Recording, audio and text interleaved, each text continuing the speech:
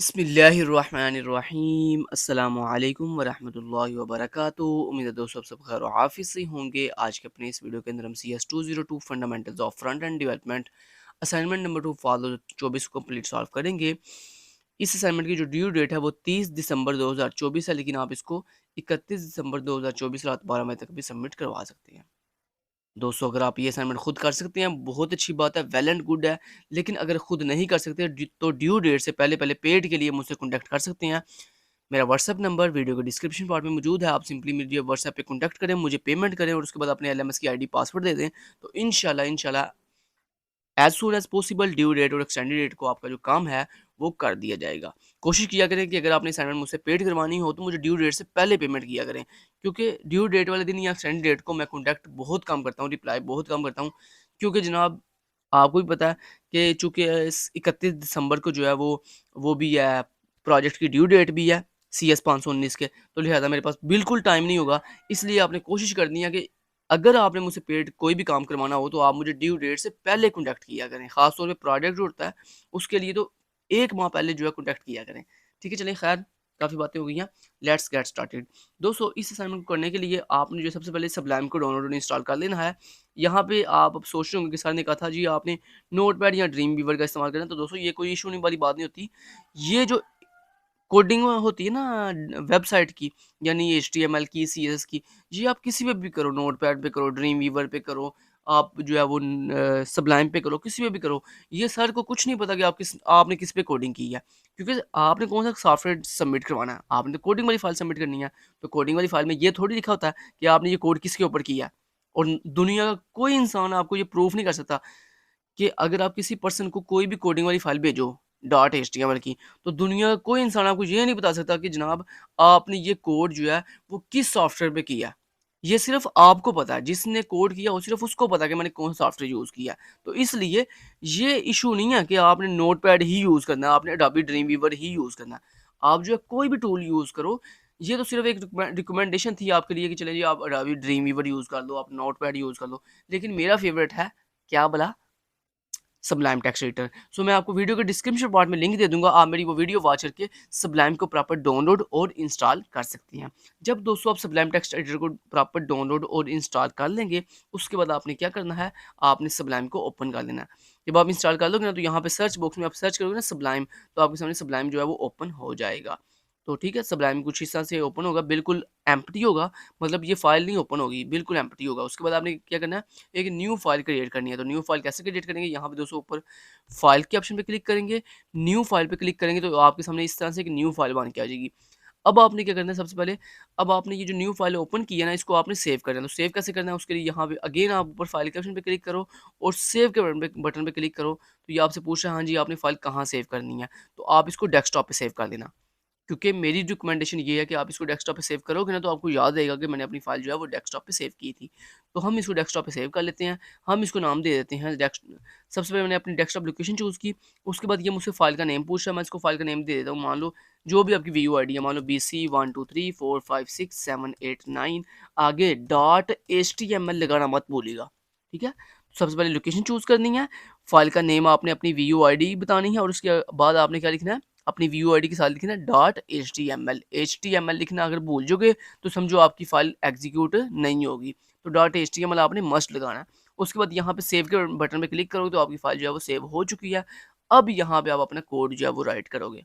दोस्तों एक बड़ी इंपॉर्टेंट बात है, वो ये है कि ये जो आपकी .html फाइल होती है ना, इसकी 2 कैटेगरीज होती हैं। मतलब इसके अंदर कोड भी होता है और इसी के अंदर आउटपुट भी होती है, इसी एक सिंपल फाइल के अंदर। अच्छा कुछ लोगों को ना ये बात नहीं पता होती, वो क्या करते हैं, वो ना ये देखें जैसे मैंने डेस्कटॉप पे सेव किया ना अभी फाइल, ये देखें, ये .html फाइल ही है भाई, ये कोडिंग वाली फाइल ही है। ठीक है, कुछ कुछ लोगों को क्या करते हैं, उनको ना इस तरह से ये लोगो दिखाई देता है, मतलब कुछ कुछ को ये गूगल क्रोम का लोगो दिखाई देगा, कुछ को जो है वो सिंपल टेक्स्ट फाइल दिखाई देगी, कुछ को जो है इस तरह से माइक्रोसॉफ्ट एज का लोगो दिखाई देगा। तो मतलब कहने का ये है दोस्तों कि ये जो .html फाइल होती है ना, इसका लोगो डिफरेंट टाइप्स का होता है। मतलब ये गूगल में भी हो सकता है, ये माइक्रोसॉफ्ट एज में भी हो सकता है, ये नोटपैड में भी हो सकता है। तो आपने ये चीज़ नहीं देखनी कि इसका लोगो कौन-सा है। आपने बस इतना देखना है कि ये जो आपने अपनी VUID से .html फाइल सेव की है, ये है, यही है कि नहीं, ये नहीं है। ठीक है? बस आपने इतना याद रखना है। बाकी ऊपर लोगो कुछ भी हो सकता है। क्योंकि दोस्तों जब आप इसको इसी सेम फाइल को जब आप किसी ब्राउज़र पे ओपन करते हो ना, लाइक गूगल क्रोम पे या ओपेरा पे या सफारी पे, तो आपको आउटपुट दिखाई देती है। और अगर आप इसी सेम फाइल को किसी टेक्स्ट एडिटर पे, मतलब इस तरह सब्लाइम पे या नोटपैड पे ओपन करोगे ना, तो आपको कोड दिखाई देगा। ठीक है? बात समझ रहे हो?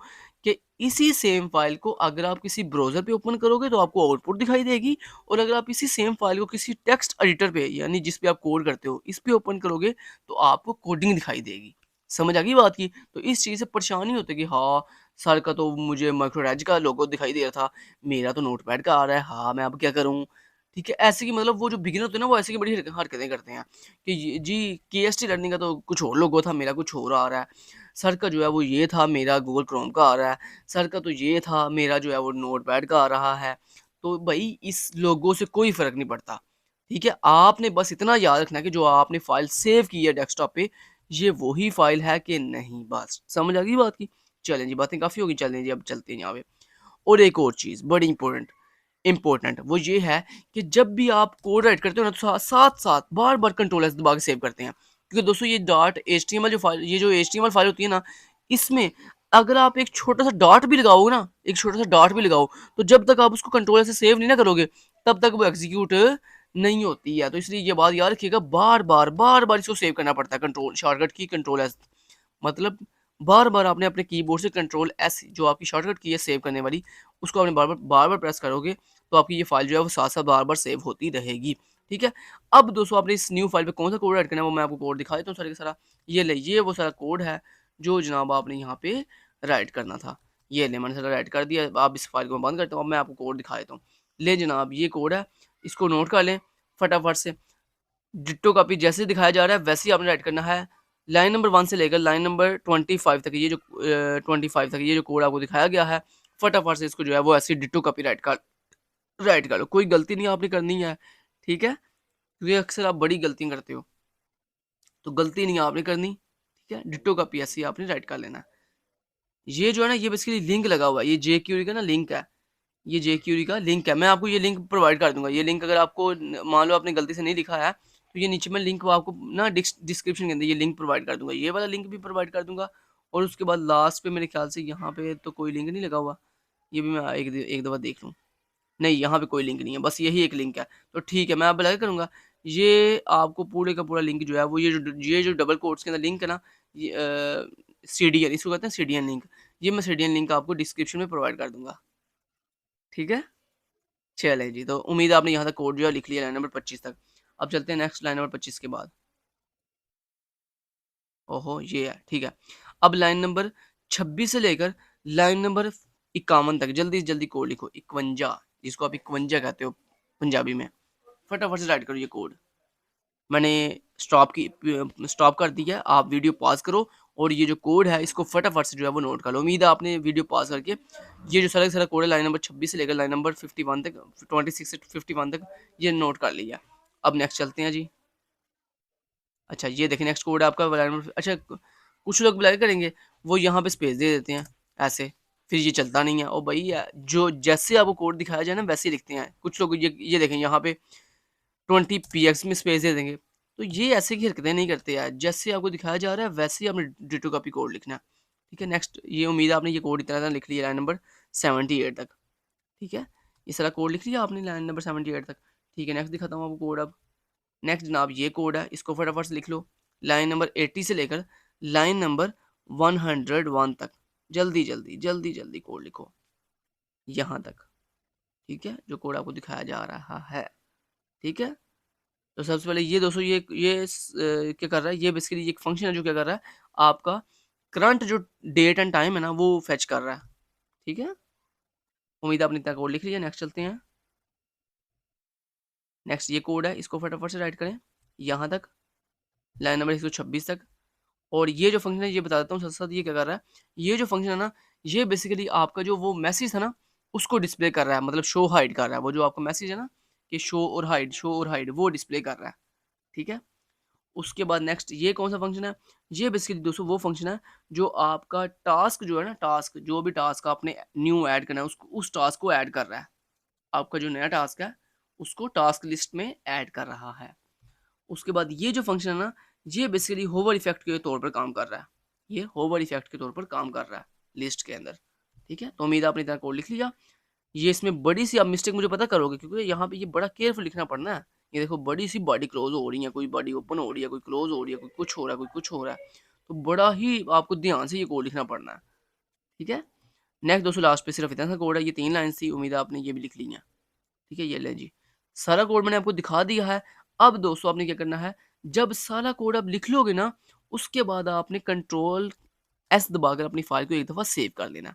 दोबारा से मतलब कंट्रोल एस दबाओगे तो ये फिर से अगेन सेव हो जाएगी सक्सेसफुली। अब आपने क्या करना है, यहाँ पर दोस्तों आपने इसको करना है राइट क्लिक। सबलाइम के ऊपर ऐसे आप इस स्क्रीन के ऊपर ऐसे राइट क्लिक जब करोगे ना, तो आपको यहाँ पे ना एक ऑप्शन मिलेगा कॉपी फाइल पाथ का। अच्छा, मेरा ये बड़े से ऑप्शन आ रहे हैं, आपके में भी थोड़े से ऑप्शन आए, क्योंकि मैंने ना बड़ी सी चीज़ें इसमें ना कुछ एक्सटर्नल पैकेजेस इंस्टॉल किए हुए हैं सबलाइम के अंदर, इसलिए मेरे पास इतने ज़्यादा ऑप्शन आ रहे हैं। आपने अगर आपको ये सारे ऑप्शन नहीं मिल रहे, तो आपने टेंशन नहीं लेनी है। आपने बस अपने ऑप्शन में ना एक ऑप्शन ढूँढना है कॉपी फाइल पाथ का। तो जैसे ही आप राइट क्लिक करोगे ना, तो आपको एक ऑप्शन मिलेगा कॉपी फाइल पाथ। आपने कॉपी फाइल पाथ के ऊपर क्लिक करना है, गूगल क्रोम पे आना है, यहाँ पर आने के बाद ऊपर ये यूआरएल बार में राइट क्लिक करना है और यहाँ पे अपना पाथ पेस्ट करो और एंटर प्रेस कर दो। तो ये देखें दोस्तों, हमारा डिट्टो कॉपी वो बन चुका है। ये देखें हमारा डिट्टो कॉपी, जो देखें ये सबसे पहले ऊपर टास्क मैनेजमेंट ऐप, उसके बाद ये हमारी description, this app helps you manage your task. उसके बाद अगर मैं इसके ऊपर क्लिक करूँ, ये देखें हाइड हो जाता है। अगर फिर क्लिक करूँ, देखें शो हो जाता है। देखो सेम डिट्टो कॉपी वही आउटपुट जो सर ने हमें दिखाई थी। ठीक है? समझ रहे हो बात को? और ये उसके बाद यहाँ से आप न्यू टास्क ऐड कर सकते हो। ठीक है? अब ये देखो ऊपर करंट डेट आज क्या है? 25 दिसंबर 2024 और उसके बाद करंट टाइम जो चल रहा है वो देखिए ये आ रहा है। कैसा है? देखो एग्ज़ैक्टली जो है current date and current time जो है उसने खुद ही फेच कर लिया है। ठीक है?